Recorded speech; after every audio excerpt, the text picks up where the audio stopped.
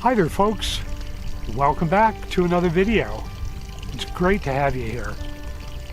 Well, today's video is going to be, you guessed it, more about my pond and just more of the process that I went through to try to deal with the leak that I found that I told you about in the last video. So my approach was to basically rebuild the pond. So I'll show you how I did it. Hey, we got visitors today. We've got Brian and Pam from Midlife Prices coming by, and they're going to bring me something I really am looking forward to. Mulch. So as you can see, when the wind comes over, it just creates this dusty mess that goes right into the pond and makes it dirty really quick. So not impressed. So I'm hoping the mulch will take care of this. So it was great to see Brian and Pam roll up with their big truck with a big load of mulch. And first thing that Brian and I did is I showed Brian exactly where I wanted all the mulch, which I thought would be the most effective area.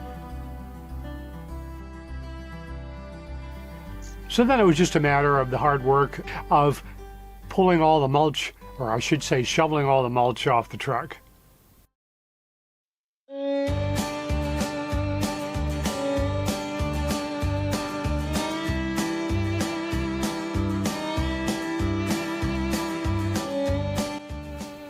So then all we had to do is rake it around a bit.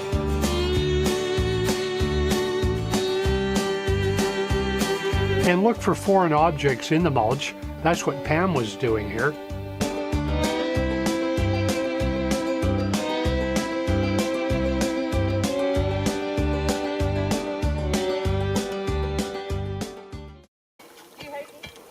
Oh, hey Pam, here's an old battery. Oh my gosh. Yeah, give her a toss. Oh, no way. Did you get it? Yeah. Nice.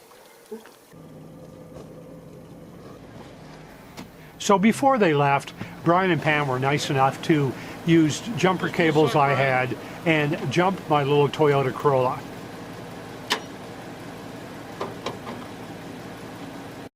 Now this is a normally extremely reliable little car, but I had new headlights put in, and I will be nice and not mention the name of the garage, but they didn't ground the wires properly, and so it ended up frying a important part internally in the car.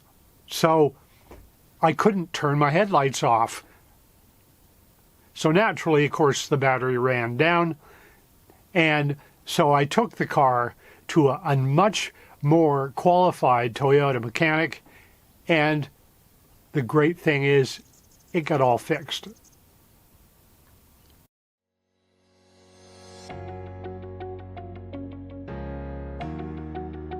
So time to start the process of rebuilding the pond. And the first thing, it's back to the drawing board and removing or bailing out all the old water.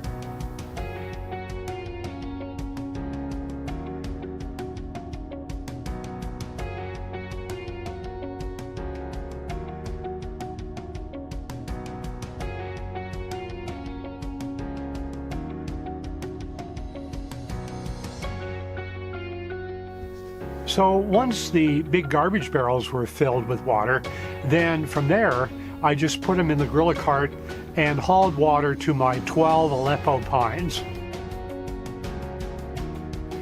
And these great little pines grow well in Arizona, and they're from the Middle East originally.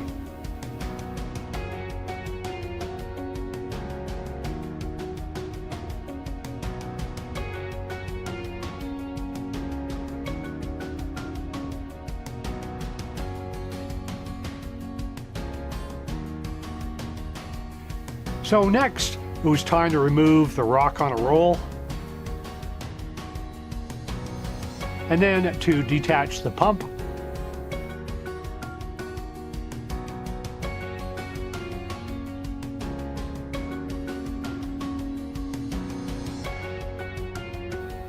And finally, once I'd removed most of the water, I could now just do it by hand with an old rag and just kind of literally mop up the water.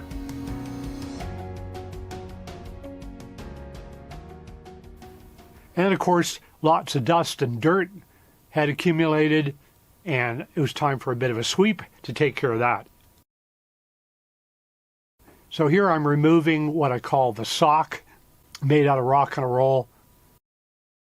For the rock on a roll that's cemented right into the base part of the waterfalls, I had to take an X-Acto knife and just cut it all away. So with that out of the way, time to reveal serious pond liner.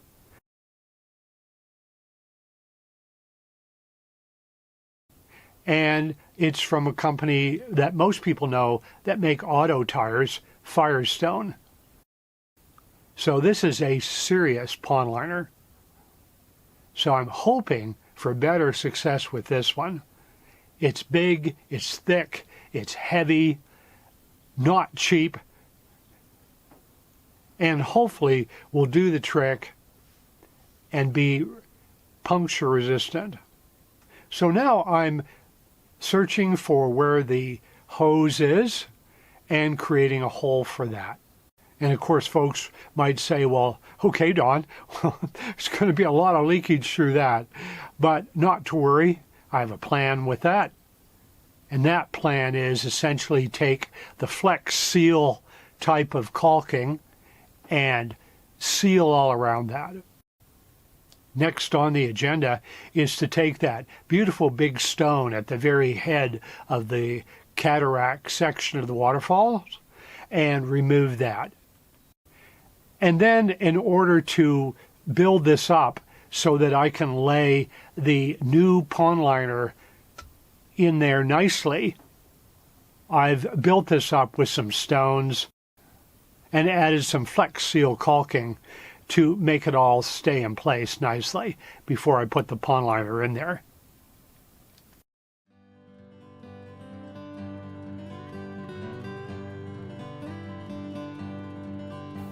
So now I can progress and move forward to the stage where I'm filling the pond back up again. So I filled the pond up entirely earlier this morning, several hours ago, and it doesn't seem like, crossing my fingers here, that the water's gone down anything worth even thinking about. So now I'm just gonna take this or disconnect this hose from the water pump, and then we'll just slip this sock made out of this rock on a roll back in place. Mission accomplished. And the water's not that cold, actually.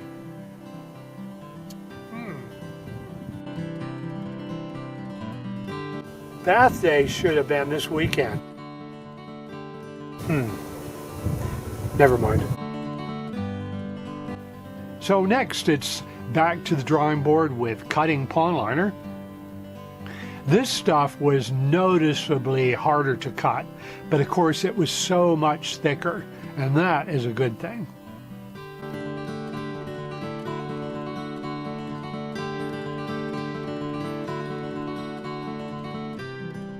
So after cutting the excess edges off, it was time to place the stones back where they were before.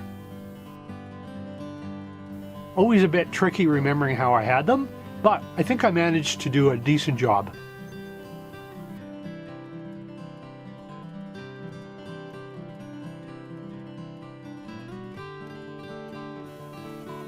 Oops, the pump became unattached from the hose. Okay.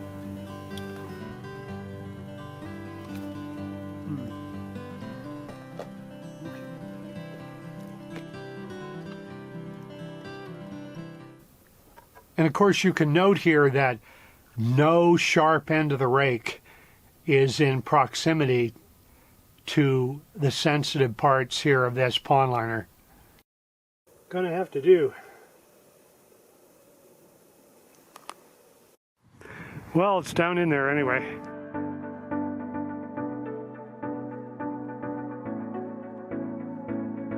So what we're going to do here this morning, there's some ugly exposed rubber pond liner that doesn't work for the looks of the waterfall pond at all.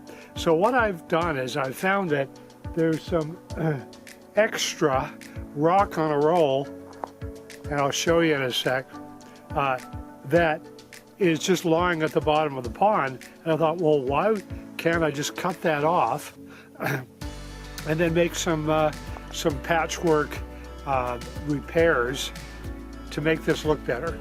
So I'll show you the section of rock on a roll.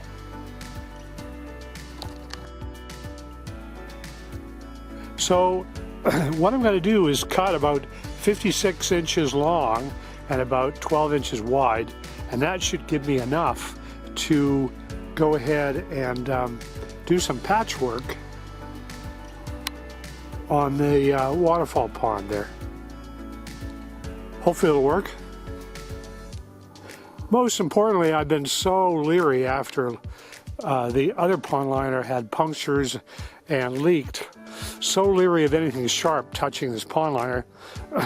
I pulled all of the rock on a roll right out of the pond to cut it. I don't want to be there with scissors at all. So, wish me luck.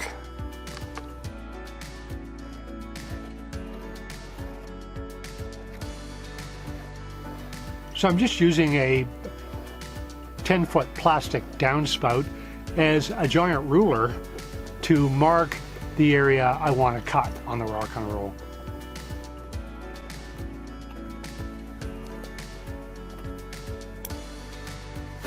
So now we'll just fit the remaining piece back in place. It's going to be a little shorter, but in the deep water it won't be that visible.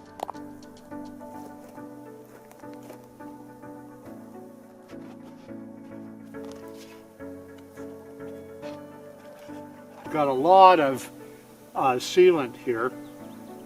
It's a sealant called M1, and it's all rubbery, so hopefully that will prevent any water from leaking around where the hose comes out.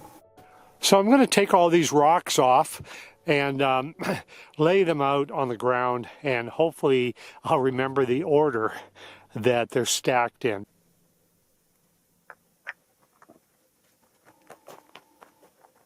So I had to stack these in place.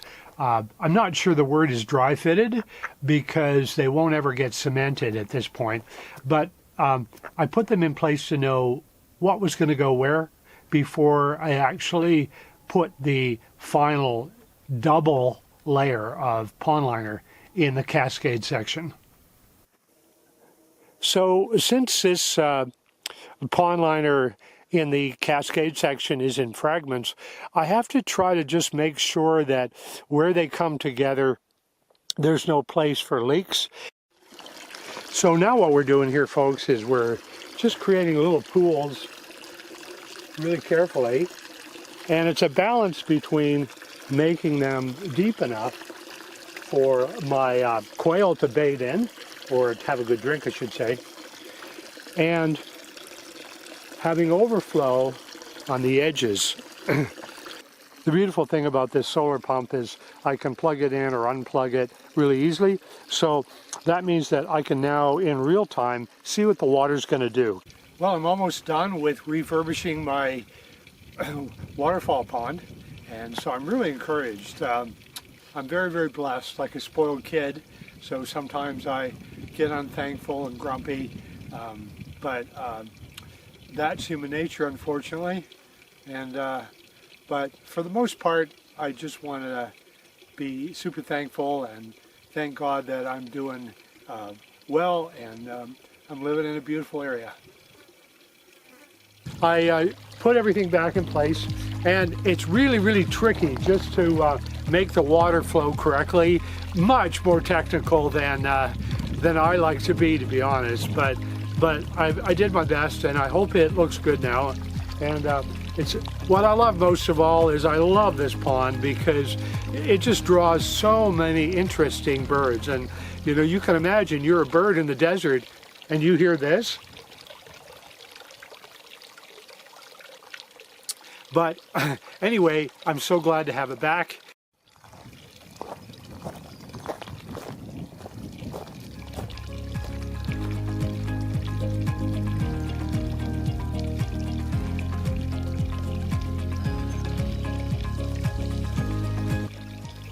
So here I'm just taking some of the extra mulch and just using that to disguise where the pond liner is around the edge of the circumference of the pond, just to make it look a little nicer.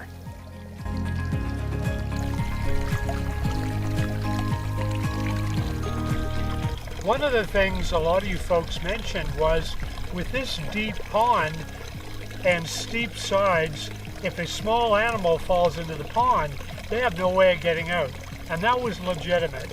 So what I did here was create this set of steps that are anchored by these rebars. And now if you're a small mammal and swimming along here, you can connect to these steps and safely climb back out of this pond really, really easily. What I really love about it, it doubles as a bird bathing area. So as evaporation happens and the water goes a little low, then there's a series of steps so you can be a bird on here perching and bathing. So really love that aspect of it.